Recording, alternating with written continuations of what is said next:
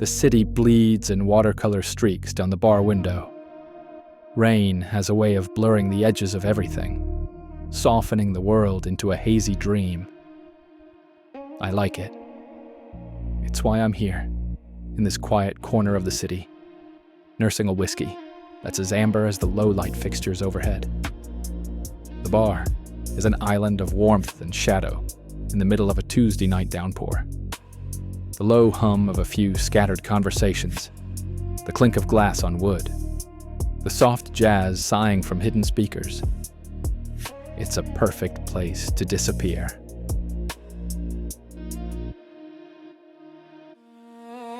I'm not looking for company. I'm not looking for anything at all, really. Just the bottom of this glass. But then, I feel it. A weight, a pressure in the air. The kind of stillness that comes when you know you're being watched. I lift my head slowly, my eyes tracing the long, polished curve of the bar. And there he is, 3 stools down. He's leaning against the counter, one elbow propped on the wood, a glass held loosely in his other hand.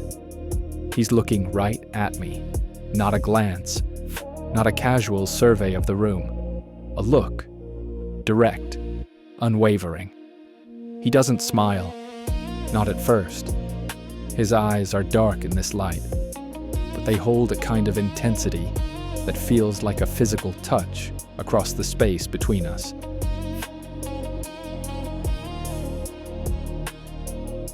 I should look away. I know the rules. You break contact, you feign disinterest, you return to the safety of your own little world. But I don't. I can't. My heart gives a slow, heavy thud against my ribs, and just when the silence becomes too loud, the corner of his mouth lifts, just a fraction, a ghost of a smirk. It's not friendly. It's a challenge. And then, as slowly as he met my gaze, he looks down at his drink. The connection is broken, but the air is still vibrating.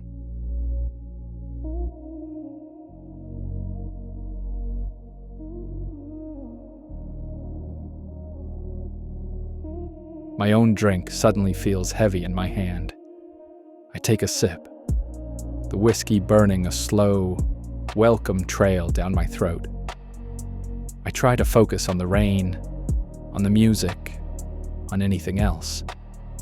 But it's no use. I can feel his presence, like a low-frequency hum. I wait a minute, then 2. I tell myself not to look. Don't give him the satisfaction, but curiosity is a traitor. I risk a glance.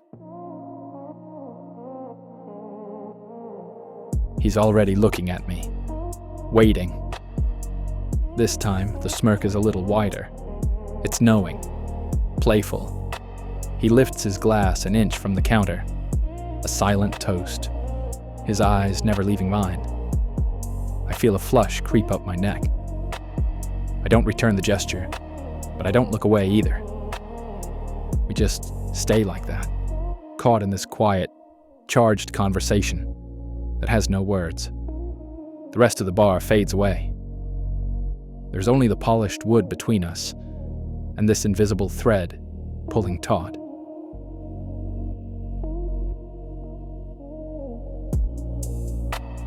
He takes a slow sip of his drink, his throat moving. My eyes follow the line of his jaw, the dark stubble that shadows it. He's wearing a simple dark shirt, the sleeves rolled up to his forearms, strong hands, a silver watch on his wrist that catches the amber light. Every detail feels important, cataloged. My own breathing has become shallow. I signal to the bartender for another. As the bartender moves in front of me, my view of him is cut off. For a moment, I'm released. The spell is broken. But when the bartender moves away, setting my fresh drink down with a soft click, he's still there, and his eyes are still on me. Only now, his expression has changed. The smirk is gone. There's something else there. Something deeper. A question. A quiet dare.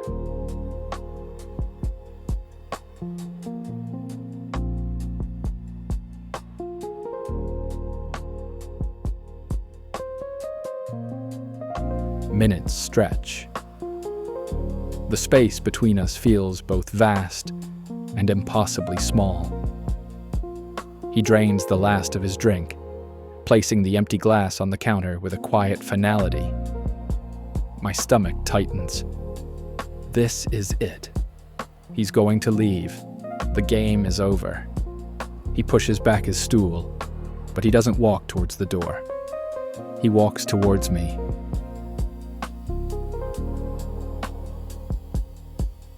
He moves with an unhurried confidence that is both intimidating and magnetic. He doesn't stop at the stool next to me, not right away. He pauses just behind it, close enough that I can feel the warmth radiating from him. I can smell his scent now. Not a heavy cologne, but something clean and subtle. Sandalwood, maybe. And the faint, pleasant smell of rain on a wool coat. My heart is a frantic drum against my ribs.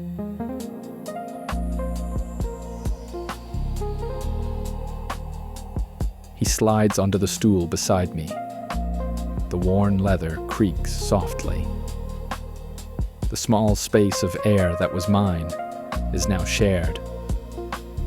Our shoulders are inches apart. I keep my eyes fixed on my glass, watching the condensation trail down the side. I can feel him turn his head, feel his gaze on the side of my face. The silence is deafening.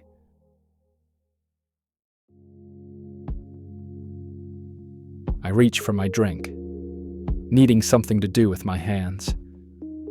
At the exact same moment, he reaches for the small bowl of nuts the bartender left on the counter. The backs of our hands brush. It's not a bump. It's a slow, deliberate slide of skin against skin. A spark, sharp and hot, shoots up my arm. My breath hitches. His hand lingers there, for a heartbeat too long. A gentle, pressing warmth against mine, before he pulls away.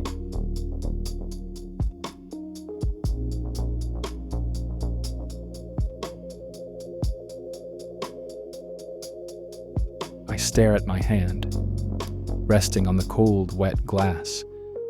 It feels branded. Then, I hear his voice for the first time. It's even lower than I imagined. A smooth, quiet baritone that seems to vibrate right through me. "Hardly anyone out tonight," he says.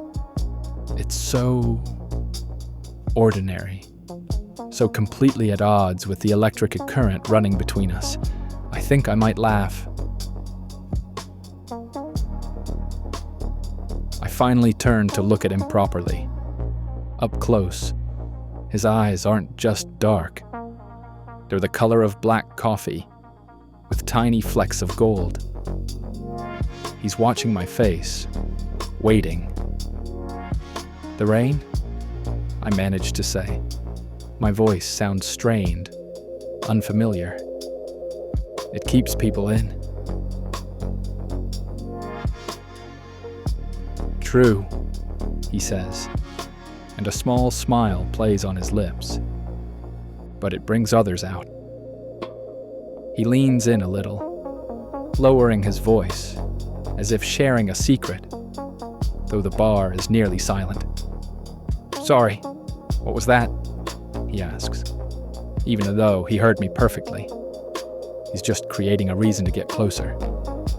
His face is now just inches from mine. I can feel the warmth of his breath on my skin. The world narrows to this single point, to the space between his lips and my ear.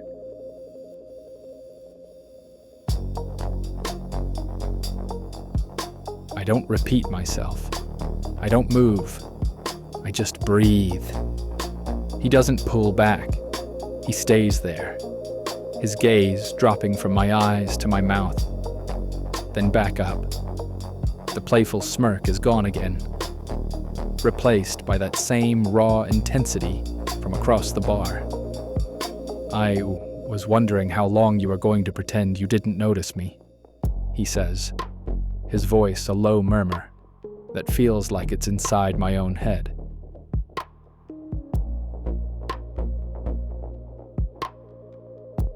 My own breath is caught in my throat. I can feel the frantic pulse in my neck. I was wondering how long you were going to stay over there, I reply, the words coming out as a near whisper. His eyes darken with something that looks like triumph. A slow, genuine smile spreads across his face, reaching his eyes. It transforms him. It's devastating.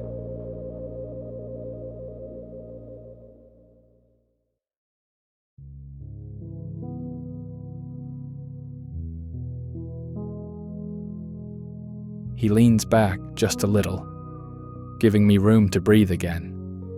But the invisible thread is still there, tighter than ever. He glances towards the window, where the rain has finally softened to a fine mist.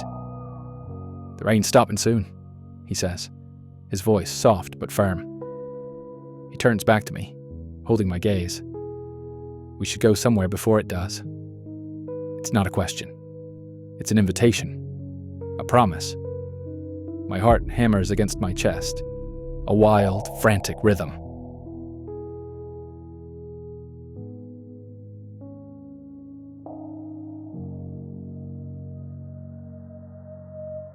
I can't find my voice, so I just nod. A single, slow, deliberate dip of my chin. His smile widens.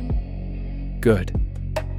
He pushes his stool back and stands, his full height casting a shadow over me. He holds out his hand, palm up, an offering. I look from his eyes, full of unspoken things, down to his open hand. And in that moment, sitting in the warm, amber light of a quiet bar on a rainy Tuesday night, I knew I would follow him anywhere.